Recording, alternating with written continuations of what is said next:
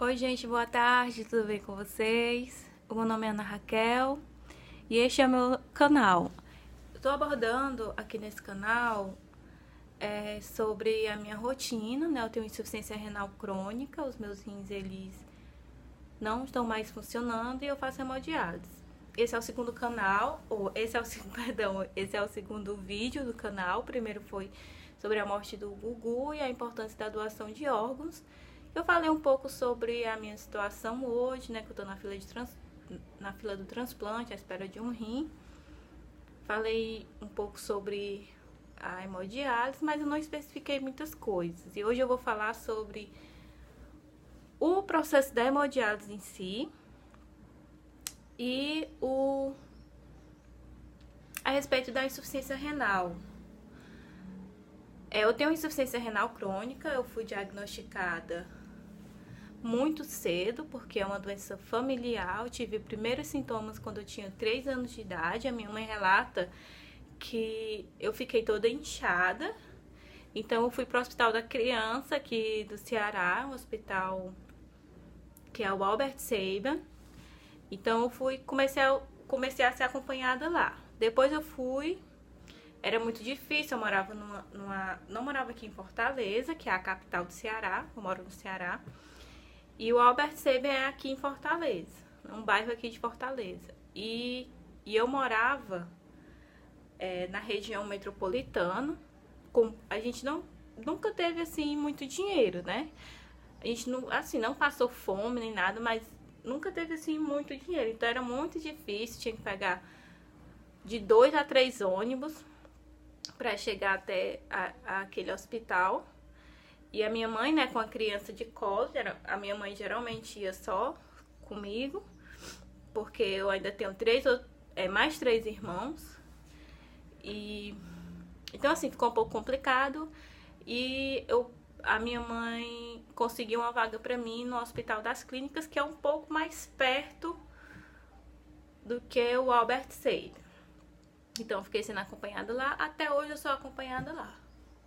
Então, eu passei a ser acompanhada pelas mesmas médicas que acompanhavam meu pai desde 99, com 7 anos de idade.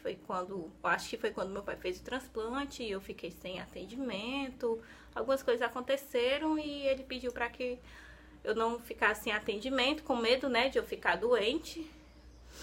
E eu fiquei sendo atendida pelos mesmos médicos deles, que foi o ambulatório de transplante. Mesmo eu não sendo transplantado nem nada, mas eu fiquei sendo atendida lá. E eu agradeço, né, a Deus, agradeço ao meu pai, o esforço por isso, porque se eu não tivesse sido acompanhada desde de criança, talvez eu teria ficado doente mesmo bem mais cedo e ter começado o processo de hemodiálise bem mais cedo, né? Eu comecei, 20 anos depois, né? 20 anos depois de ter sido acompanhado nesse ambulatório, né? Eu tinha 7 anos, hoje tenho 27. E é isso. Então, hoje eu faço hemodiálise. A hemodiálise, ela é justamente responsável para fazer a filtragem do sangue, porque os rins, uma das principais funções dos rins no nosso organismo, no nosso corpo, é fazer essa filtragem do sangue, remover as toxinas que são liberadas pela urina. Só que quando eu ainda urino, mas eu tô retendo muito mais do líquido do que expelindo. Então, eu chego para fazer hemodiálise, então às vezes eu tô com um litro de líquido que eu não consegui expelir, 500 ml, 1,5 litro. Então, o nosso organismo, como os rins já estão parando, não funciona quase nada, então não vou conseguir expelir tudo. Realmente, eu vou ficar com essa retenção. Eu nunca tive inchaço. A única vez que a minha mãe falou que eu tive inchaço foi quando eu era bebê, né? Criancinha, com 3 anos de idade. Foi o sintoma que apareceu. Mas eu tive muitas infecções urinárias. Repetidas vezes eu tive infecção urinária na infância, sempre estava indo ao médico, fui internada por conta disso. Depois deu uma cessada e depois de um tempo pra cá eu comecei a ter infecção urinária novamente. Então a gente tem que ter também cuidado com essas infecções urinárias, principalmente nós que somos mulheres. É um risco muito grande de infecção urinária para essa infecção subir pela uretra, que é por onde a gente vai, né, expelindo o xixi, chegar à bexiga e ir subindo, né, até os rins. Conheci uma jovem, que ela é enteada do meu pai, e isso aconteceu com ela, graças a Deus que ela não teve uma insuficiência nem aguda e nem ficou com problema permanente nos rins. Foi tratada, graças a Deus, hoje ela está bem. Então é isso. Então, o tratamento normal da hemodiálise, gente, são 4 horas durante 3 vezes na semana. Se o paciente ele tá com muito inchaço, ele fez as horas dele normal na semana, ele não tá conseguindo expelir aquilo, né, a máquina retirar aquele líquido, porque é perigoso esse inchaço no organismo, é muito perigoso ficar com essa água acumulada no pulmão e a pessoa ter um problema muito sério. Então, se ele não conseguiu nessas horas, 3 vezes na semana, 4 horas, cada dia de tratamento, se ele não conseguiu, ele vai ter que fazer uma diálise extra para ver se consegue, né, remover esse inchaço, retirar esse líquido. Eu, graças a Deus, nunca tive problema com isso. Quando eu cheguei para fazer a hemodiálise, eu tava um pouco, sim, com líquido a mais no meu corpo, mas eu não tinha inchaço aparente. Não tinha nenhum inchaço aparente, mas eu estava, sim, com líquido no meu organismo. E o que foi que eu sabia que eu tinha que começar a fazer a hemodiálise. Então, eu vou falar sobre os sintomas. A insuficiência renal ela é uma doença que é silenciosa. Por isso que é importante que a gente vá ao médico fazer um exame. O exame que identifica se você está com algum problema nos seus rins é a creatinina. É um exame de sangue que ele vai identificar a quantidade de creatinina no seu organismo. Ela tem que estar abaixo de 1. Se tiver acima 1,5 é um alerta. Se tiver 2, 3, você já está com um grau de insuficiência renal. Então, é um exame simples, qualquer médico, ele não é um nefrologista que passa, qualquer médico clínico, ele pode passar essa requisição para você fazer esse exame. E você vai saber se está com algum grau ou não. Certo que vai ser acompanhado de outros exames, mas um dos principais indicativos é o da creatinina. Então, com os sintomas. A insuficiência renal, ela só vai aparecer sintomas quando você já está pra morrer. Eu falo, gente, é sério, pra morrer, porque tem gente que chega no hospital e já tem que passar o catéter, porque se ele esperar mais algumas horas, ele vai morrer, ele vai ter uma parada cardíaca, sei lá, vai acontecer alguma coisa com ele, entendeu? O mais provável que aconteça é uma parada cardíaca. Potássio muito alto, tudo muito alto, e acontece isso. Então, o que foi que eu comecei a sentir? A ureia estava muito alta, minha creatinina também estava alta, e esse quadro chama-se quadro urêmico, quadro de uremia, que é quando essa toxina no organismo, a ureia, fica muito alta, porque mesmo fazendo xixi, os meus rins não estavam filtrando as toxinas. Então, o que mais subiu foi, de fato, a ureia, por conta que você vai comendo carne, vai tomando leite, vai comendo ovo, vai tudo de origem animal. O seu organismo, o rim não vai filtrar, aquilo ali vai ficar retido no seu organismo. Então, vai para o sangue. Então tava tipo quase 200 a minha ureia. Há pessoas que, tipo assim, é de organismo para organismo. Eu cheguei a 190 minha ureia. E eu já tava passando mal. Então quais eram os sintomas? Náusea. Eu sentia uma dor nas costas que não sarava por nada nesse mundo. Eu ia na urgência do hospital e eu tomava um remédio, o que eu falava, né, que tinha insuficiência renal e tal, tava no processo e tal. E tomava um remédio, ali passava, quando eu voltava pra casa parecia que eu não tinha tomado nada. Era uma dor que não passava nas minhas costas. Aí eu sentia essa náusea, essa dor nas costas, uma fadiga que, gente, uma fadiga que você não tem noção da fadiga. Aqui em casa eu moro no 2º andar. É apartamento. Para eu subir essas escadas são uns 15 a 16 degraus. Eu ficava me escorando no corrimão. Quando eu subia, ainda tem para andar no corredor. Quase que eu não conseguia chegar na porta da minha casa. Era uma fadiga sem precedentes, né? Mas tinha precedente porque por causa da insuficiência renal, meu organismo eu já tava com, não tava com edema aparente, que é aquela, né, aquela coisa no rosto, os pés. O meu rosto, ele é redondo, ele é cheinho mesmo, mas não é normal isso. Aqui é meu, é que eu sou gordinha, sou cheinha mesmo.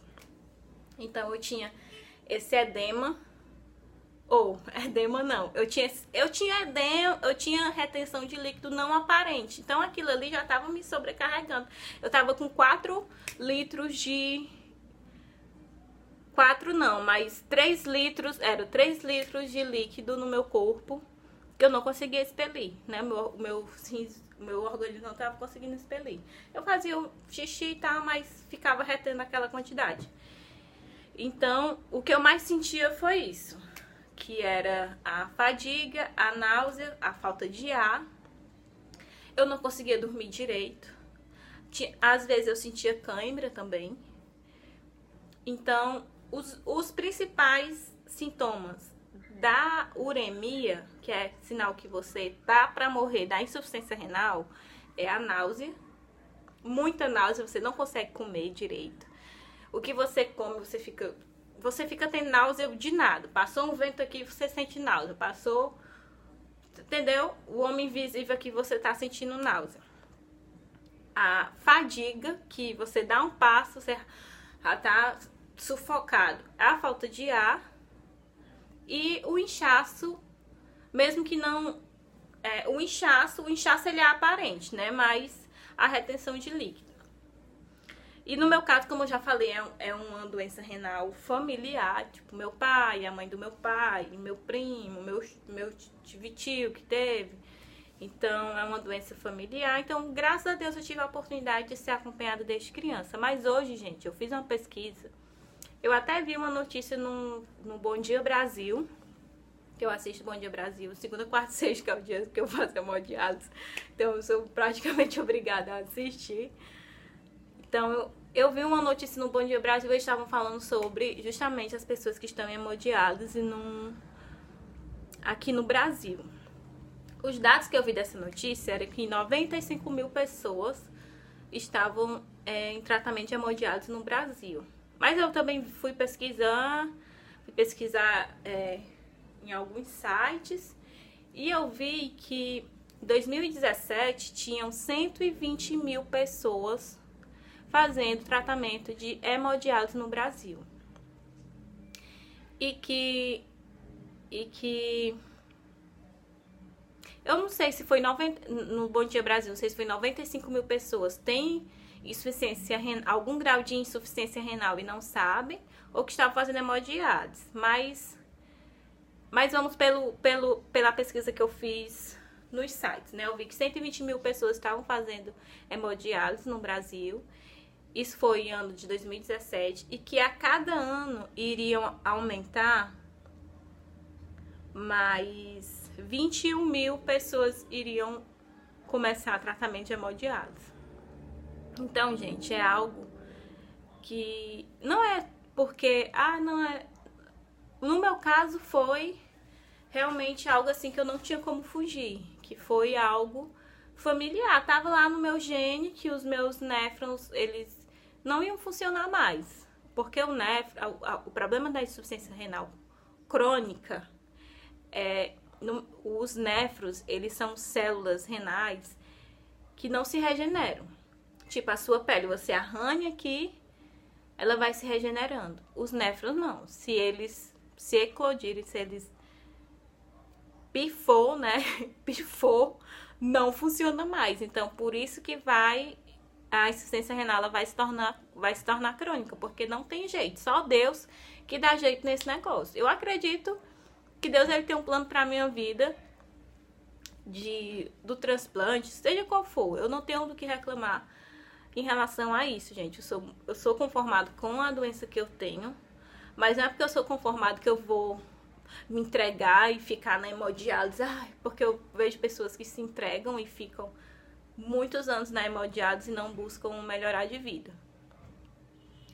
Então, 120 mil pessoas.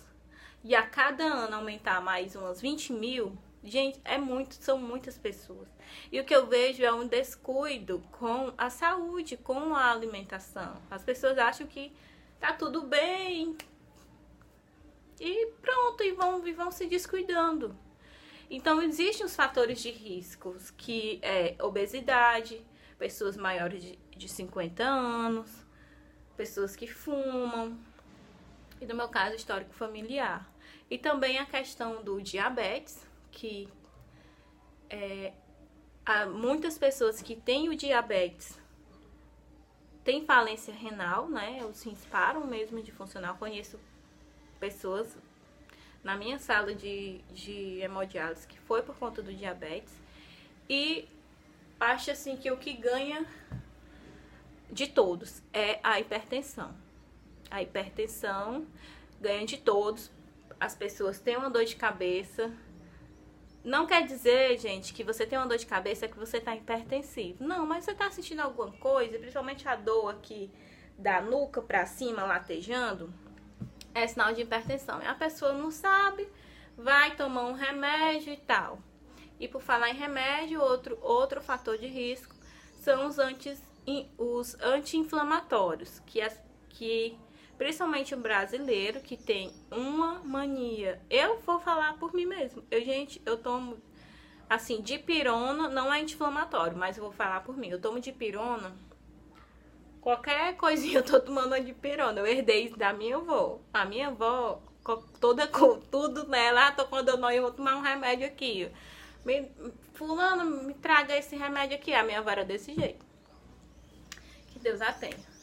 Então, eu tenho uma caixinha assim, uma bolsinha só de remédios. De remédio que eu tomo da hemodiálise e remédio que eu tomo por conta, tenho dipirona, por conta que qualquer coisa que eu tô sentindo, eu tô tomando uma dipirona. Então, tomar remédio por conta própria, gente, é algo muito perigoso. Pronto, o ibuprofeno. Uma vez eu tomei esse ibuprofeno, ele é um anti-inflamatório.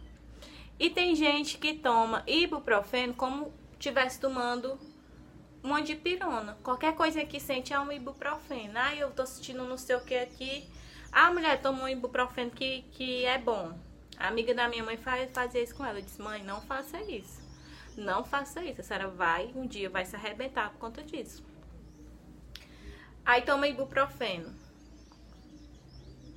Uma vez eu tomei esse ibuprofeno, gente, eu fui parar no hospital com uma dor nos meus rins, que eu não sabia, eu não tinha posição no mundo que passasse aquela dor. E eu fui analisar, eu tava com problema inflamatório, não falei pro médico que eu tinha insuficiência renal, e ele passou um tratamento de ibuprofeno 7 dias. Gente, no 8º, se eu tivesse continuado a tomar mais, no 8º eu tava dentro de um caixão. Porque foi dor que nem presta nesses meus rins. Não tinha uma posição que eu ficasse. Meu irmão me levou no hospital. Gente, eu ficava assim na posição fetal. Que é aquela posição que a gente se agacha toda, fica todo, né? Na posição fetal, que eu não aguentava. Eu acho que eu tinha uns 17, 18 anos nessa época. Nunca mais na minha vida eu tomei um ibuprofeno. E eu digo para as pessoas, não tomem, é perigoso. Não tô dizendo que não é para tomar. Você que não tem nenhum problema, sabe que você não tem nenhum problema renal, nem nada, o médico lhe passou, tudo bem, mas tome de forma que foi passada pelo médico, que o médico de forma orientada e não de forma de qualquer jeito. Então, gente, foi isso que eu tinha para falar para vocês. Uma coisa que eu não disse, eu faço as horas normais, o horário normal da hemodiálise é 4 horas, o tempo máximo que um paciente faz de hemodiálise por dia. Porque, gente, a gente sai eu faço só 3 horas, porque isso vai de paciente para paciente, né? Eu como de tudo um pouco, mas eu como de tudo um pouco reguladamente. Tipo, eu não como